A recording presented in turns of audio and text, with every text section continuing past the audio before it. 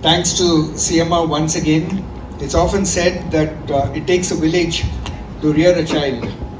And when it comes to electrical safety, protection, and convenient distribution, it also takes a village to make that happen.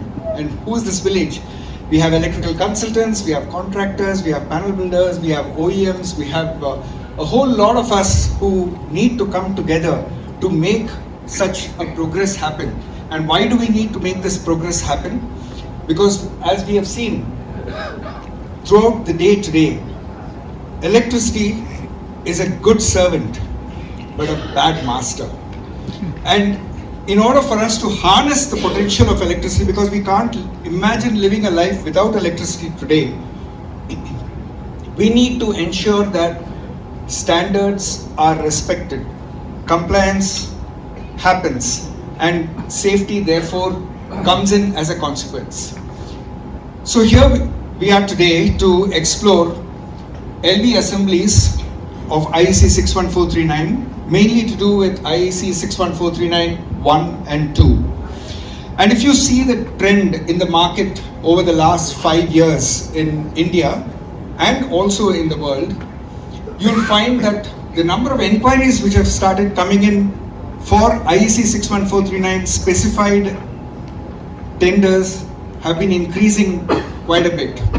If you see the cities, earlier it was only in the major cities. Today even 2-tier cities we have IEC 61439 compliance sought for.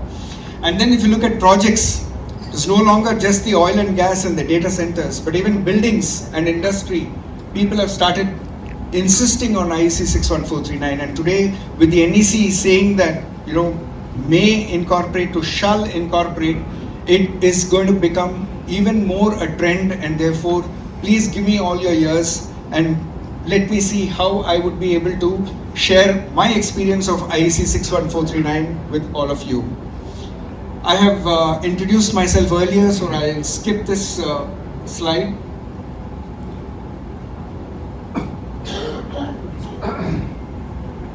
Sir.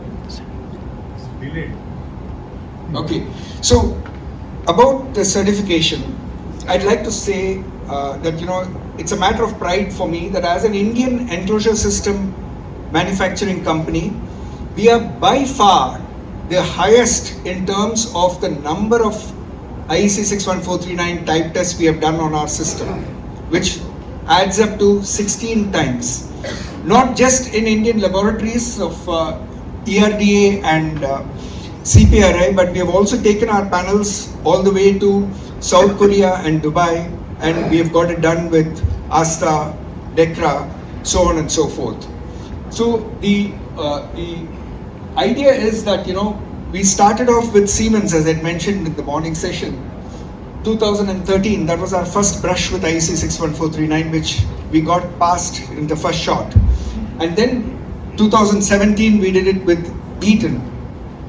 When we did it with Eaton landed us with a 35 crore order of Kia Motors. Thank you. Now, the point I'd like to mention is that the previous year, entire year, we had done 36 crores turnover. And I had to execute this 35 crores in just a matter of 5 months. When I look back, I tell you, it would not have been possible for me to do it but for the fact that we were already into modular technology.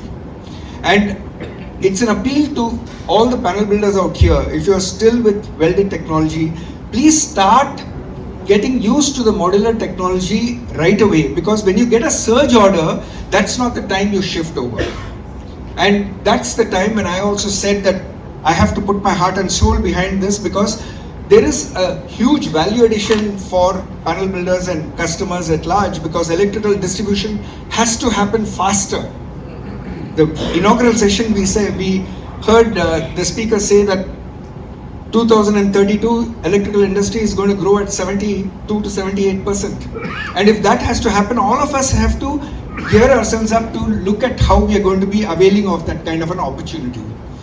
Then we had Mitsubishi. Today we brand for Mitsubishi. Mitsubishi has got their IEC 61439 switchboard as Meta. They have exhibited it in Elecrama, Alasia, and so many other exhibitions. LS Electric We did it with aluminium, but the Dubai team which came over to get this type testing done, they were so impressed, they started buying Modutech enclosures to Dubai, and then they found it worthwhile to once again invest on Modutech enclosure systems for copper bus bar type testing for the world markets. In between, we got Schneider Electric done, and ABB, I'm very proud to say that whichever way you look at it, whether it is one tire ACB or two tire ACB, single front or double front, PCC or PMCC, all combinations we have got it type tested. And we also have a certificate from ABB acknowledging the fact that Modutech enclosures are type tested in line with IEC 61439 1 and 2 with ABB switchgear. So that's the kind of efforts we have put in, and that effort doesn't stop with just doing the certification, but we take it upon ourselves that we are on a mission to simplify panel building. And when we are on a mission to simplify panel building, we don't do it only in India, but we take it worldwide. We have participated Electrama exhibitions regularly, Alasia exhibitions. Now, thanks to CMA, we have got this opportunity. The whole idea is that we all need to live in a compliant world, and that is when our children will be safe, our equipment will be safe, and this is very, very important. Now, to understand IEC 61439, we need to understand this triangle. The triangle between the end user, the specifier or the electrical consultant, and the panel builder. Now, what does the client do? He defines his need and he declares his budget to the electrical consultant. So what does the electrical consultant do? He takes that brief and then he advises the client on what are the pros and cons of a particular electrical scheme. Should it be this way? Should it be that way? And then he also highlights the importance of compliance to his client. Now, after this, what happens is that we come to the panel builder as far as the switchboards are concerned. And this is where we need to appreciate that they are compliant panel builders, and they are also panel builders with all respects who care less, in terms of safety and compliance. Now, what I mean by this, because this is very important for us to understand, because the whole idea of IEC 61439 is trust building. And in trust building, we have to be very clear about what we stand for. So when we look at differentiating the men from the boys, we understand that, you take an electrical current carrying conductor, like Mr. Kodalkar was mentioning in the morning, that when you see the copper bus bar or the aluminum bus bar, you will not be able to make out the difference with your naked eye. But there are electrolytic grade copper and aluminum bus bars, and there are commercial grade. And believe me, the difference in price is 40%. Similarly, when you have wires with good electrolytic grade copper, with good insulation, which is probably even halogen free, and you have the non-ISI wires where instead of pure electrolytic grade copper, you sometimes have an alloy mixed with it. Take lugs, for instance. Terminations are the area where you have problems in electrical distribution. And there, if you don't use the right size of lugs, or you don't use the right quality of the material which is used in the lugs, you're asking for trouble. So essentially, we find that there are two types of panel builders. One who says safety, it's everyone's responsibility, and he's having the commitment towards that, and he has the integrity to execute it. And then you have the other category of panel builders who look for short-term goals and who look for quick wins, and that is where the electrical consultant comes in, and then he ensures that he is able to differentiate between the two categories. So when IEC 61439 came after making IEC 60439 obsolete, this has been a game changer for several reasons.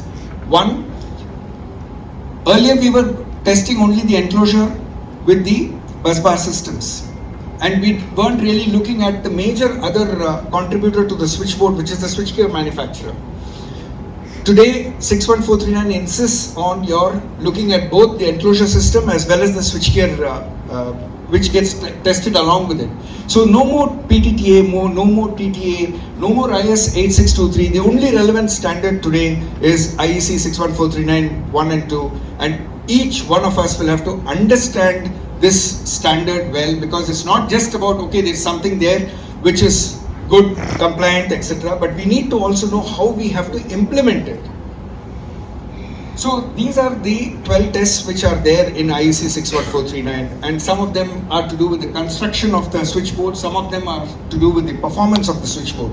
Now, for a consultant to understand each and every aspect of this test and then ensure that the panel which is coming to the project where he is a consultant is compliant to all this, how does he do it? It's one thing to just say that, ye panel builder I can trust, there's no problem. But it's another thing for you to get into the nitty-gritty of it and try to understand how you're going to be doing it. So this is what we recommend from Modutech. This is called a declaration of compliance. This is very much prevalent in countries overseas. In Australia, IEC 61439 is mandatory. It is not it's against the law for you to supply a panel which is not compliant to IEC 61439. And therefore, they insist that each and every test you highlight how is the performance, how is the test report, what are the test report parameters and the reference design details. So this has to be insisted by consultants that a panel builder has to submit this. And along with this, you should, my recommendation, ask for the short circuit calculation, temperature rise calculation, because these are all important when you're verifying a particular standard. I mean, without these calculations, you're just taking a chance.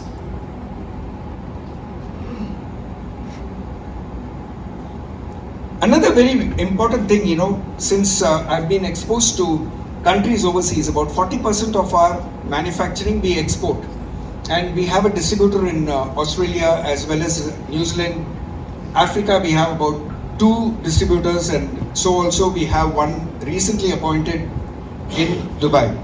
Now, overseas, in the Australian, they call it the AS61439. Now, what happens is they accept device substitution up to 3150 amps, which means if a panel builder has type tested his switchboard with Schneider switchgear, for example, but the client wants ABB switchgear, in India it's not possible. The standard doesn't recognize. But if you were to have been in Australia, then Australia says, yes, no problem, bring in ABB, we'll accept it, provided these 3 conditions are fulfilled. And what are these conditions? The ABB switchgear, the watt loss has to be equal to or lesser than the Schneider switchgear. ABB switchgear, the terminal temperature rise has to be equal to or less than that of Schneider. And the size of the module which has been type tested, it should be equal to or slightly bigger than that. Now, you can imagine what kind of a convenience and ease of doing business that exists in these places. And in India, which is not as affluent a country like Australia, I think this is a change which we need to bring about in this country. And who else better to take the lead than electrical consultants? So please do think about this. Now, I'm going to rush through the 61439 standard for paucity of time, but by and large, there are this 80-20 focus which we'll all have to be putting onto the implementation. One is the short circuit, which is a very important area. It starts with checking the dielectric properties and the clearances and creepages in the panel in the busbar system. So clearance is basically like the bird flies from one live busbar to the other, what is the distance, and creepage is as the ant walks from one live busbar to the other. And what else is important for short circuit calculations is the size of the busbar, the air volume inside it, the busbar support to busbar support distance, as Mr. Kodalkar very nicely brought out in his presentation. There are so many aspects of this which need to be looked into, and it will be very important for a consultant to go for a panel board checking with a checklist which covers all these points so that nothing is missed out. this is how a panel is harnessed for the short circuit, and then the before and after the test, the panel condition is looked at. Temperature rise is the next very important type test as far as IEC 61439 is concerned. Here again, we have the bus bar size, the material, quality of the material as I mentioned, the air volume, and this is another area which is very important, to check the millivolt drop at every joint in the switchboard, because that is the place where the challenge will start from, as far as loose connection and all the heating up will start with. Bus bar sleeve and paint. So we all should appreciate the importance of black color for coating a bus bar. When you coat it with black color, then the heat is absorbed by the black cover, therefore increasing the performance of the bus bar system. So number of these things, even the bus bar runs, you have single run bus bar, 2 runs bus bar. Now don't go for 3 run bus bar, because the center bus bar will hardly carry any current. Instead you can go for interleaved bus bars. And then you can also have a bus bar arrangement where you have double tire bus bar. So all these, each one of them have got their own validation as far as the temperature carrying capability is concerned. And that is where, if the panel builder submits the temperature rise calculation, the consultant can also satisfy himself about whether all those things have been taken care of or not. Watt loss of the devices, the IP clause. Now, ingress protection, again, we have right from IP4X to probably 55 in the indoor version. Now, this is again depending upon the application. If a panel is kept in an air-conditioned room, then probably IP4X is enough. But if it is in a servant plant, then you may need to insist on IP55. Similarly, when you go for outdoor, you may need to look at IP66. And this is a chart which gives you the various how to arrive at the IP protection. This PowerPoint presentation is available with CMR. Those of you who would like to pick it up can please pick it up. So I'm going to run through now again. There are various other tests like resistance to corrosion. It's very important for you to have a switchboard in your unit which is not going to corrode. The lifespan of a switchboard is minimum 20 years. So it needs to be performing well.